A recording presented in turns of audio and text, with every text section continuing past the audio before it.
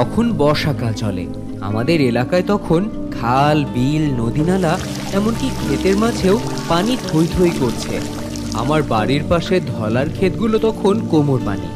ওই পানিতে বিভিন্ন প্রজাতির মাছ, কেউ জাল দিয়ে, কেউ বড়শি দিয়ে, কেউ হাতে বানানো বিভিন্ন কৌশলে শিকার করে।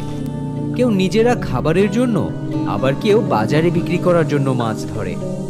একদিন ওই ধলার ক্ষেতে এক বিশাল আকৃতির গজারের সাথে তার ছানা পোনা ধান খেতে আশ্রয় নিয়েছে। দেখার পর বেশ কয়েকজন এটা মারার চেষ্টাও করেছে, ব্যর্থও হয়েছে। এটা নিয়ে এখন পাড়া থেকে গ্রামে, গ্রাম থেকে বাজারে, এমনকি শহরেও আলোচনা ছড়িয়ে গেছে। এটা নাকি গজার মাছ নয়, এটা আজইরা মাছ। কেউ কেউ বলছে ভূত পেতনি হবে। এরকম এক এক জনের এক এক মত নিয়ে আলোচনা চলছে। যার যেমন জ্ঞান আছে বা যেমন খেয়াল, তার তেমন আলোচনা।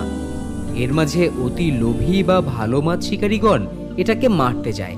তখনকার সময় আমি খুদে মাছ শিকারী হিসেবে এলাকায় বেশ পরিচিত। আমিও দুদিন কোঁচ দিয়ে এই মাছটি ধরতে চেষ্টা করেছি। মাছটি তখন আমার চেয়েও খানিকটা বড়। চোখ দুটি যেন কামারে পোড়ানো লাল লোহার মতো।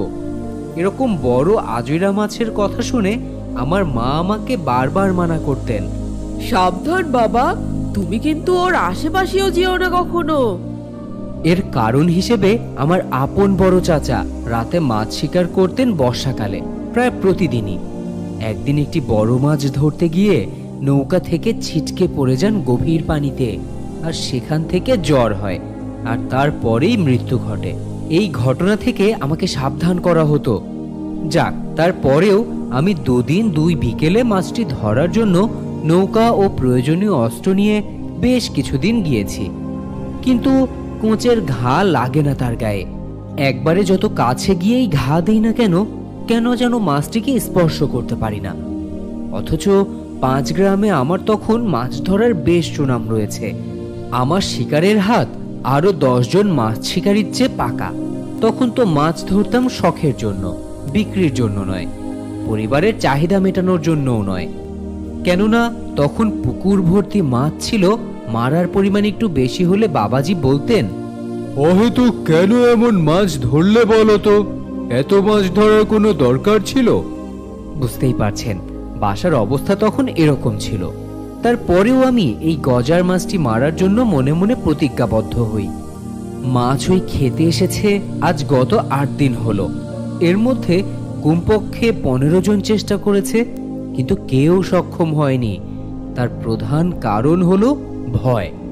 হালকা চেষ্টা করেছে, যেই দেখছে হচ্ছে না, তাই মাছ শিকারীরা ভাবছে ওটা হয়তো পরে কোনো অসুবিধা হতে পারে। একদিন বিকেলে আমি যাই মাছ ধরতে। সাথে করে আমাদের বাড়ির নাইল্লা কাটা লম্বা দাও নিয়ে এটার মধ্যে আরো ধার দিয়ে নৌকায় চড়লাম। এই মাছটি মারার জন্য ওই দিন সকালে ঘন বৃষ্টি হওয়াতে পানি একদম পরিষ্কার হয়ে গেছে এবং পানি বেশ বেড়েছেও। গজার মাছটির কাছে গেলাম আমি। নৌকা নিয়ে খুব কাছে গিয়ে মাছটির মাঝামাঝি জায়গায় ইয়া জোরে কোপ দিলাম। মাছটি আহত হলো। তারপর কোচ দিয়ে যখন আরেকটি ঘা দিলাম, মাছটির নড়াচড়া বন্ধ করে পানির নিচে, অর্থাৎ মাটির সাথে পাথরের মতো বসে রইল। পানিটা ওখানে ঘোলা হয়ে গেল। তখন অবশ্য আমার মনের মাঝে একটি ভয় কাজ করছিল। মাছটিকে আমি ওই ক্ষেতের মাঝে 2 টুকরো করে ফেলি। তারপর প্রথম লেজের ভাগটা এবং পরে মাথার ভাগটা নৌকায় উঠাই, তারপর বাড়িতে নিয়ে আসি। মাছটি পাড়া প্রতিবেশী অনেকেই দেখতে আসে। মোতালেব চাচা বলেন, মাছ শিকারের যুগে আমার ভাতিজা নুরুল আমিনী সেরা। মাছটি এত বয়স্ক যে মাংস লাল রং হইয়া গেছে। তারপর 2 জন লোক আসে। গরু কাটার অস্ত্র দিয়ে মাছটিকে কেটে বাবাজির গণনা অনুযায়ী 25 ভাগে ভাগ করা হয়।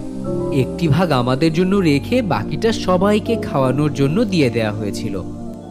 যেদিন আমি গজার মাছটি মেরেছিলাম সেদিন আমি আর একা একা আলাদা খাটে থাকিনি। আমার ভেতরে একটু ভয় ভয় লাগছিল, তাই আমার দাদির সাথে দাদির বিছানায় ছিলাম। তারপর থেকে ধীরে ধীরে সেই ভয় কেটে যায়, কিন্তু এই বীরত্বের কথা আমার হৃদয়ে গাঁথা হয়ে যায়। এবং সারা জীবন এই ঘটনা আমার মনে থাকবে। সকলে ভালো থাকবেন, জীবনকে সুন্দর করবেন, সত্য পথে পরিচালিত হবেন।